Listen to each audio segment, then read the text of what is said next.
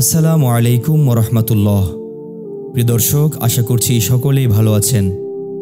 আগের দুই পর্বে আমরা রাতের শেষ প্রহরে রাসূলুল্লাহ সাল্লাল্লাহু আলাইহি ওয়াসাল্লাম যেসব কাজ করতেন তার কিছু কিছু আলোচনা করেছি। সেই আলোচনার এটি শেষ পর্ব। এখানে আমরা রাসূলুল্লাহ সাল্লাল্লাহু আলাইহি ওয়াসাল্লামের আরও কিছু আমলের কথা বলবো।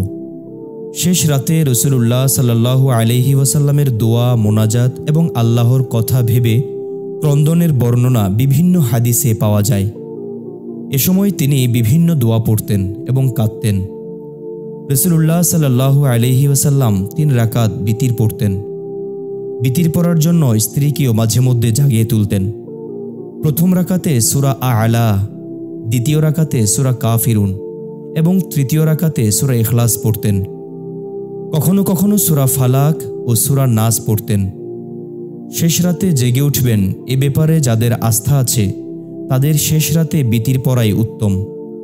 হযরত আব্দুল্লাহ ইবনে ওমর রাদিয়াল্লাহু তাআলা আনহু বর্ণনা করেছেন যে রাসূলুল্লাহ সাল্লাল্লাহু আলাইহি ওয়াসাল্লাম বলেছিলেন, বিতিরকে তোমাদের রাতের শেষ নামাজে পরিপূর্ণ করো। সহিহ বুখারীর হাদিস।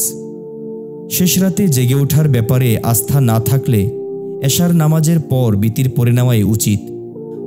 হযরত আয়েশা সিদ্দিকা রাদিয়াল্লাহু তাআলা আনহা বর্ণনা করেন, রাসূলুল্লাহ সাল্লাল্লাহু আলাইহি ওয়াসাল্লাম রাতে নামাজ আদায় করতেন, তখন আমি তার বিছানায় আড়াআড়িভাবে ঘুমিয়ে থাকতাম। অতঃপর তিনি যখন বিতির পড়ার ইচ্ছা করতেন তখন আমাকে জাগিয়ে দিতেন এবং আমিও বিতির আদায় করে নিতাম। বিতিরের নামাজের পর রাসূলুল্লাহ সাল্লাল্লাহু আলাইহি ওয়াসাল্লাম দোয়া পড়তেন। বিতির নামাজ শেষ করে 3 বার বলতেন, সুবহানাল মালিকিল কুদ্দুস, মহামালিক মহাপবিত্র সত্তার জন্য মহিমা। তৃতীয়বার একটু টেনে লম্বা করে দোয়াটি পড়তেন। মুসান্নাফে ইবনে আবি শায়বায় হাদিসটি বর্ণিত হয়েছে। বর্ণিত আছে, জীবনের শেষ দিকে রাতের শেষ প্রহরে রাসূলুল্লাহ সাল্লাল্লাহু আলাইহি ওয়াসাল্লাম জান্নাতুল বাকি কবরস্থানে গিয়ে মৃতদের জন্য দোয়া করতেন। তার এই ঘটনার সাক্ষী হযরত আয়েশা সিদ্দিকা রাদিয়াল্লাহু তাআলা আনহা।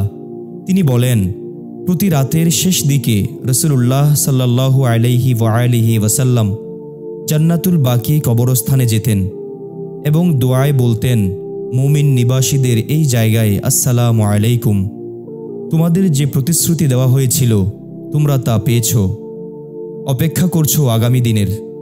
আল্লাহর ইচ্ছায় আমরাও আসব। হে আল্লাহ, কবরবাসীদের আপনি ক্ষমা করে দিন। সুনানে আবু দাউদ শরীফের হাদিস।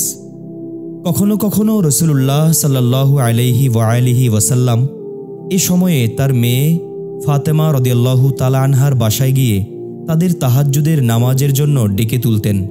হযরত সাইয়েদনা আলী ইবনে আবু তালিব রাদিয়াল্লাহু তাআলা আনহু বর্ণনা করেন, আল্লাহর রাসূল সাল্লাল্লাহু আলাইহি ওয়াসাল্লাম এক রাতে তার কন্যা ফাতেমার কাছে এসে বলেন, তোমরা কি নামাজ আদায় করছো না?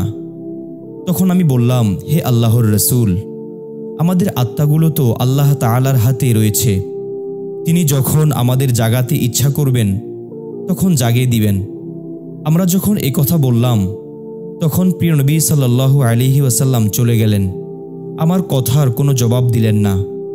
পরে শুনতে পেলাম তিনি ফিরে যেতে যেতে আপন উরুতে কারাঘাত করছিলেন এবং কুরআনের এ আয়াত পাঠ করছিলেন, ওয়ালাকাদ সাররাফনা ফি হাযাল কুরআনি লিন-নাসি মিন কুল্লি মাসাল ওয়া কানাল ইনসানু আকসারা শাইইন জাদালা।